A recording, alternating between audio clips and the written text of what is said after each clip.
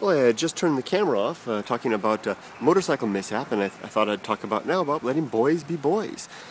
My parents had basically my mom, my dad, she had a basic principle, operational principle in mind when she was raising her two sons, Lyle and Kurt. And her principle in mind was, and she's got this thing about that manhood is something that has to be discovered through suffering and through blood and injury and pain. Now, some might consider her kind of barbaric and maybe even, let's go this way, maybe even negligent and maybe a bad parent for that.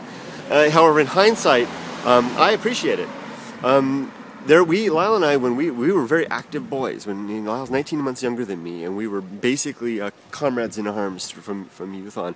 And my memory of childhood is one of constant injury, damage, dirt, bleeding, pain, and endless smiles, laughter, and joy. I mean, being a kid was fun growing up with Lyle.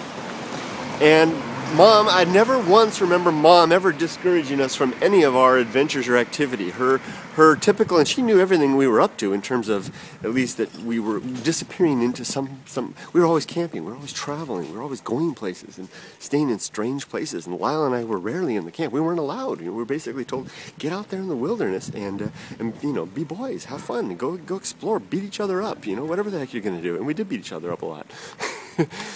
And the reason that I find value in that is not from the pain or the suffering itself, but from the way that we learned limits through direct application of our efforts upon the world around us. The world, you can tell a kid, don't touch a pot, it's an old thing, don't touch the pan, it's hot, but if they get burned, they learn better. It's extrapolate that off into everything in life, and the way that Lyle and I learned about the limits of the world were through experiencing them directly and by being together all the time, and how the energy increases and the camaraderie increases when a group compared to an individual. We touched and moved and felt our way around the world and through life and directly. And as a result, we didn't need as much guidance now in terms of cautioning us. Now, did they take a risk that we could have died? Definitely. Lyle and I definitely could have checked out without necessarily wanting to many times in the course of our youth. We were rather lucky that we didn't, so maybe our parents were a bit negligent in that capacity. But nevertheless, it was my mom's stated goal, and she's told me countless times since then that was her stated goal. And I'll go ahead and not make mixed words about it. She basically told me that she said she wanted us to suffer life to learn of it. And in the way she did it was kind of a curious way. She created a loving, welcoming household, a home that was very. Lyle and I were encouraged to get out, get beaten up, and be boys. Be boys, and then come home to a warm bath, a hearty meal, and the safety of home, only to have the whole process started over again. Lyle and I were not allowed after we came home from school. We basically dropped our books off in the house, and we were told to get out and not come home until dark. And a lot of kids in my generation were like that, especially the boys. And we were outside all the time. And likewise, when we were camping and exploring the lake, we were told, get out there and explore. See you this evening. And my mom never cautioned us to be careful. The only thing she ever really said was, I remember saying, it was really my mom that really gave us the advice. She said to don't die. And even that sometimes came across more as a suggestion than as a real point of advice.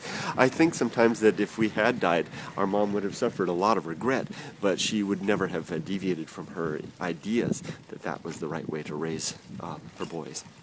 And there you go. Let your boys get bruised, bloodied, and beaten up in the cause of experiencing the world. And if I sound like I'm being sexist and saying this for boys, it's because boys and girls are different. Girls can certainly benefit from this as well, but we are different animals, and our the way that we develop our minds into the world is differently, and the things that we're driven towards are different as well. So I don't mean to exclude girls from that, but in general, I think that the principle applies more to the swinging dicks than to the others.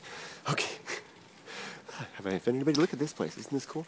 This is a bar called 100. I love this place. 100 Mon dollars. So 100 Mon dollars. That would be a lot of money. Does it look like it? Looks kind of run down. There you go. Take care, everybody. Have a great day. I'm going to go off and continue my reckless adventures. Bye-bye.